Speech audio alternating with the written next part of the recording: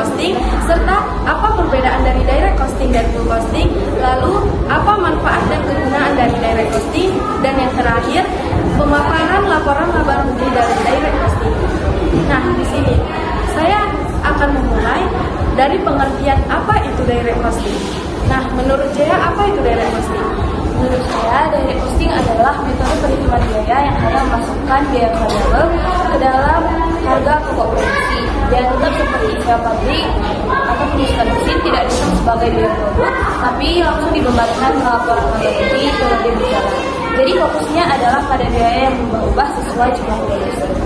Menambahkan sedikitnya dari yang dijelaskan dia, direct costing sering juga disebut sebagai variable costing.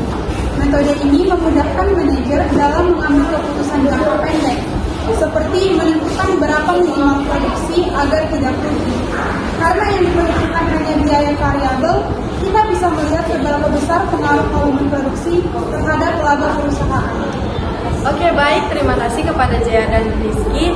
Nah, sekarang saya ingin tahu, apa sih full costing itu menurut Jonasen? Menurut saya fokusnya adalah sebuah metode yang dimana metodenya adalah menghitung semua biaya produksi, baik biaya variabel maupun biaya tetap dalam atau produksi. Jadi semuanya itu berhubungan dengan proses produksi dan semuanya itu akan diperhitungkan. Termasuk itu adalah biaya gaji maupun biaya pasukan. Karena dalam metode costing ini yang sering digunakan uang eksternal karena mengembangkan tentang biaya produksi secara menyeluruh dan sesuai dengan prinsip operasi yang berlaku. Nah, sekarang saya ingin tahu, apa sih perbedaan dari direct costing dan full costing itu? Jadi perbedaannya itu terletak pada perlakuan terhadap biaya tetap. Dalam direct costing, biaya tetap tidak dimasukkan ke harga pokok produksi, sedangkan dalam full costing biaya tetap itu dimasukkan. Selain itu, dari segi penggunaan, direct costing lebih cocok untuk analisis internal dan pengambilan keputusan manajerial. Sedangkan full costing digunakan untuk pelaporan eksternal seperti laporan keuangan perusahaan. Wow, menarik sekali ya. Sekarang saya ingin tahu lagi nih, apa saja sih manfaat dan kegunaan dari direct costing itu? Kalau menurut Jonasen, apa saja sih manfaatnya dan kegunaannya? Menurut saya untuk direct costing adalah sebenarnya membantu dalam mengukur biaya variabel, di mana akan dilakukan pada kontribusi dari tiap produk. Sedangkan untuk costing berkurang penentuan ada berbagai pengaturan dan membuat laporan keuangan eksternal lengkap karena mencari semua unsur biaya. Oke, nah sekarang tuh yang terakhir, dari penyajian laporan laba rugi direct costing.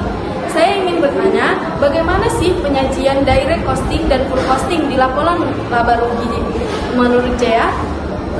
Jadi untuk pada metode direct costing, format laporan laba ruginya adalah penjualan dikurangi dengan biaya variabel sehingga menghasilkan margin kontribusi. Lalu margin kontribusi dikurang juga dengan biaya tetap sehingga menghasilkan laba bersih. Sedangkan pada full costing, formatnya lebih umum seperti pada laporan laba rugi perusahaan, yaitu penjualan dikurang harga pokok penjualan menghasilkan laba kotor, lalu dikurangi biaya operasional menghasilkan laba bersih.